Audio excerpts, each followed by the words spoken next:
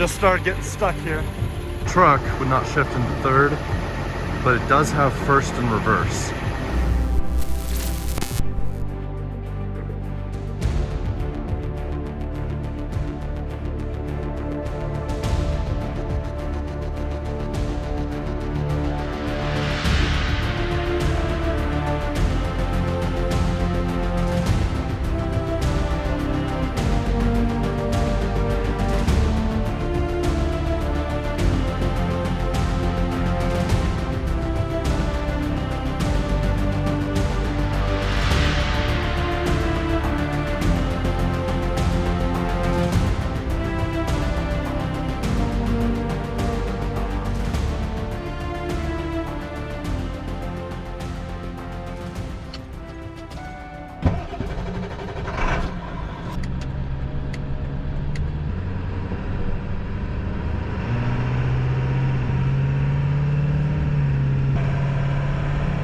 This is one of the many adventures from the summer that never made it to the big screen.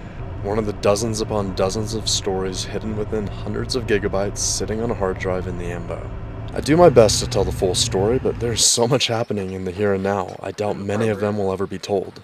This story, though, was brought back to life when INNOVA Electronics reached out and wanted to sponsor a video and send me one of their engine diagnostics tools. Something I wish I had on this adventure.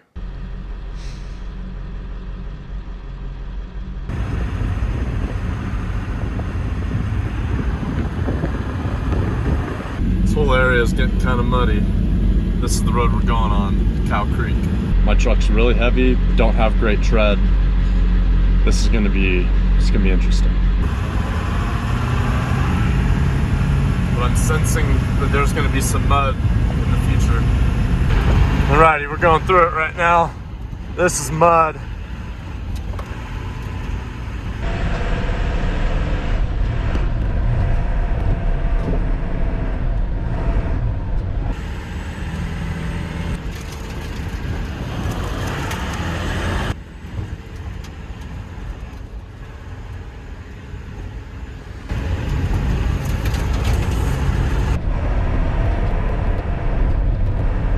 Alright, let's take a look and see what we're dealing with. This isn't terrible, but as you can see, my tread isn't too thick. You can see what type of mud we're dealing with. This stuff is just like, it's tacky. It's really tacky, so I'm just kind of sliding. See, my tire's putting an imprint in. There are parts of that if I stopped, I probably won't get started again. Honestly, I don't think I can keep going.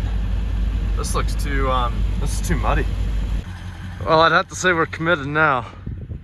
That doesn't look bad, but that was pretty deep. We just gunned it right through there.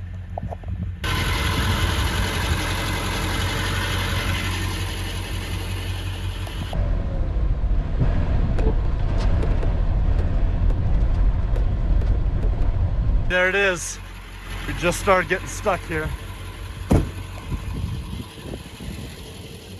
And this whole last section here was just rough. Really, really rough. So I'm gonna figure out a spot to turn around here before I have to start pulling out my traction boards. Golly, look at that. This is why I need tires and four-wheel drive. Right now, I think if I go ahead and step on it, I'll get out of this spot. See, this is the problem with these tires, is it's not ejecting the mud. It's not enough tread here. We're gonna have a real fun time getting out of this. But I'm not going any further down into Cow Creek because it's just gonna get worse. It's going downhill again. I don't wanna do that. I think the best spot that I have to turn around is gonna be right here. I'm gonna come up, get a little speed, come up here, get my tires super far up, and that way I can try to turn it around in one swing and get my nose facing downwards again. I can get that momentum going that way.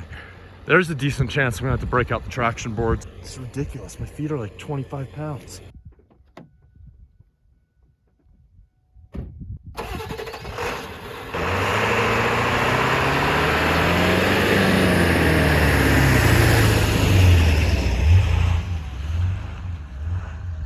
I've learned a few things driving this truck.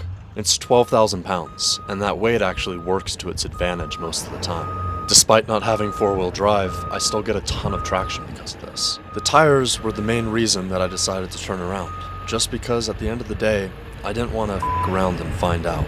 I know how quickly that weight can work to my disadvantage. The key to this truck in mud is really keeping the momentum.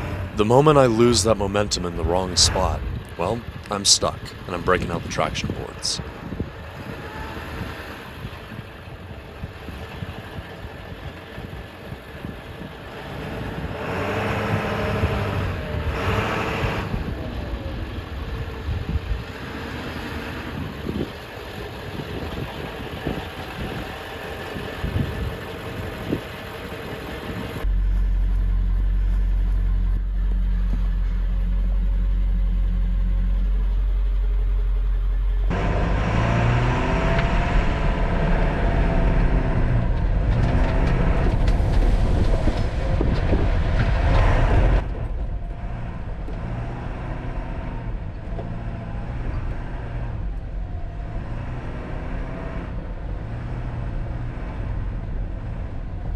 More gas, more gas.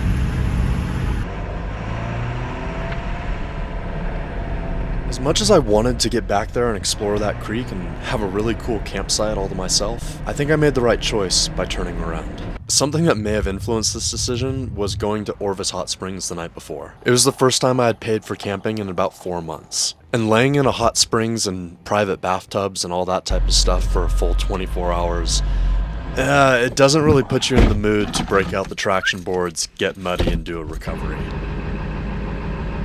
Either way, I still needed to find camp for the night on my way to Silverton, so I pulled off on this trail.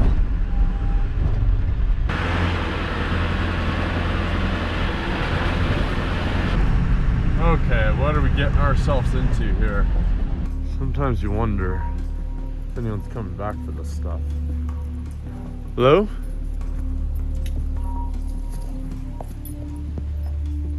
Hello? Oh, this looks pretty abandoned to me. Man, that's a bummer that this is here, because it's been a really nice parking spot. While I could have camped on this trail, I ultimately decided I just didn't want to. Something about it gave me some very eerie vibes. Maybe it was just the dead aspens and the abandoned camper, but either way, I just didn't want to be here. So I made my way back down the rocky path and ultimately decided to get over the $1 Million Highway that same day. And that's where our problem started.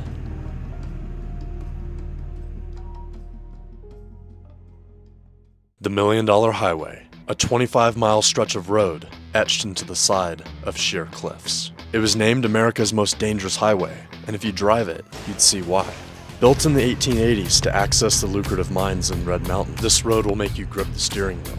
While driving from Ouray to Silverton, your passenger side tires are often only a foot away from a massive drop.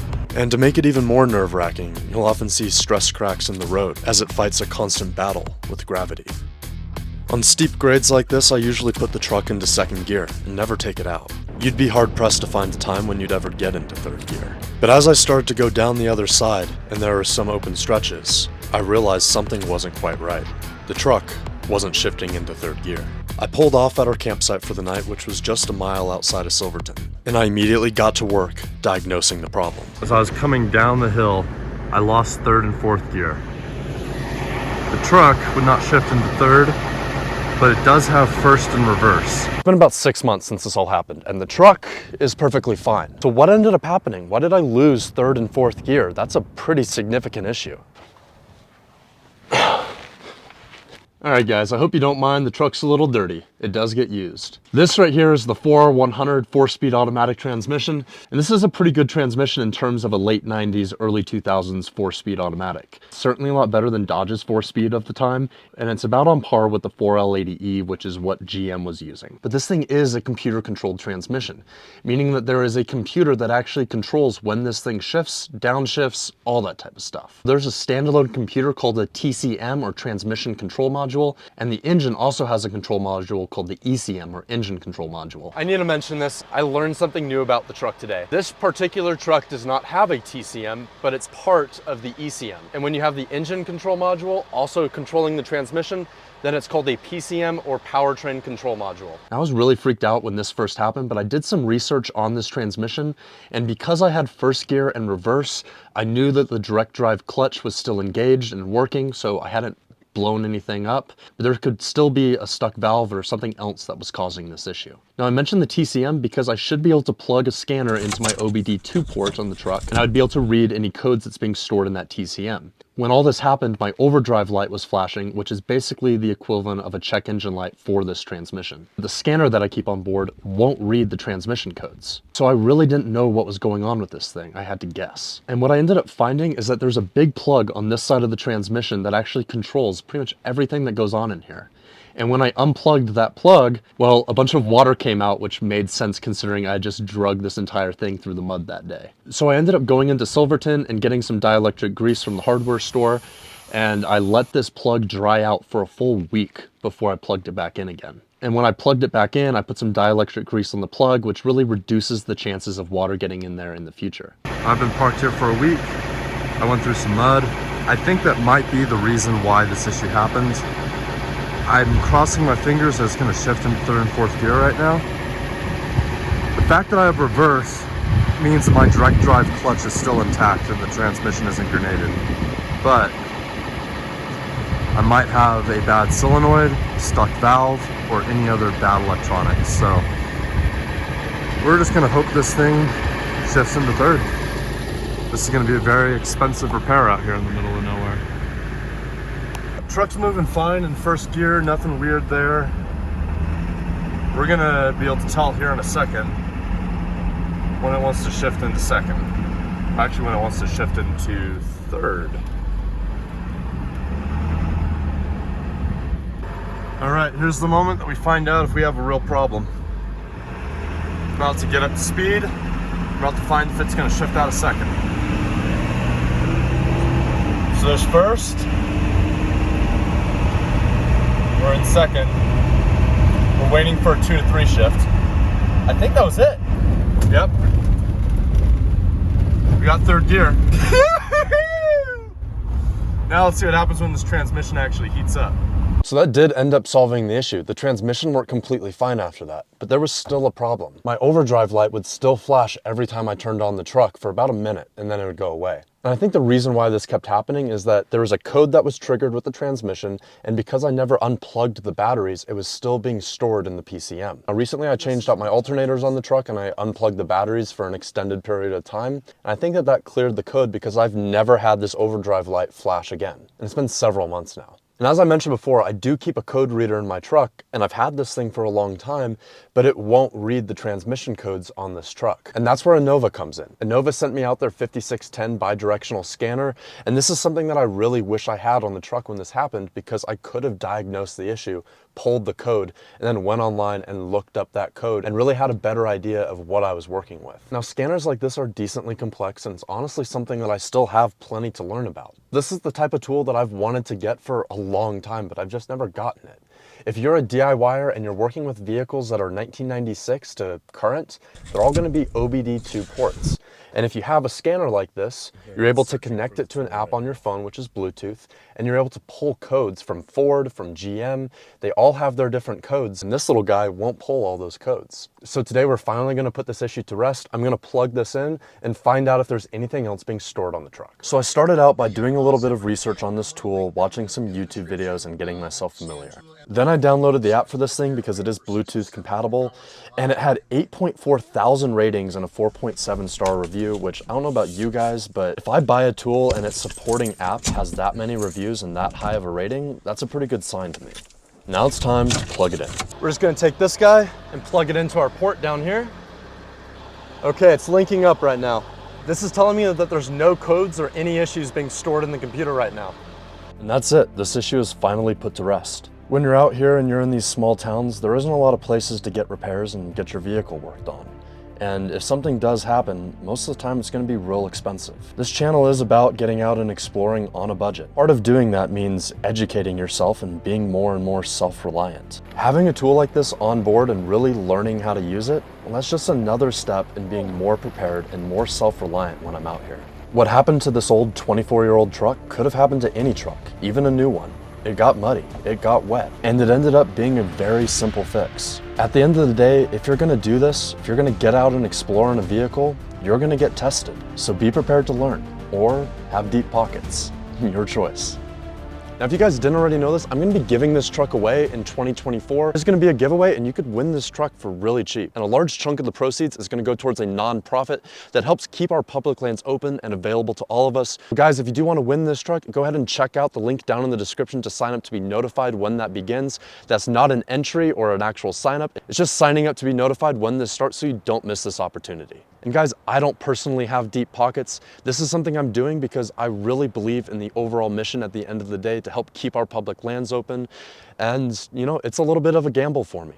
If you guys want to help support this channel and help support what I'm doing, I would really appreciate it if you checked out my Patreon page and considered joining that. That really helps further this channel and further the mission, which is helping people explore on a budget, doing it responsibly, and at the same time, helping keep our public lands open and available to all of us. So if you guys vibe with that, then like, subscribe, and I'll see you in the next video.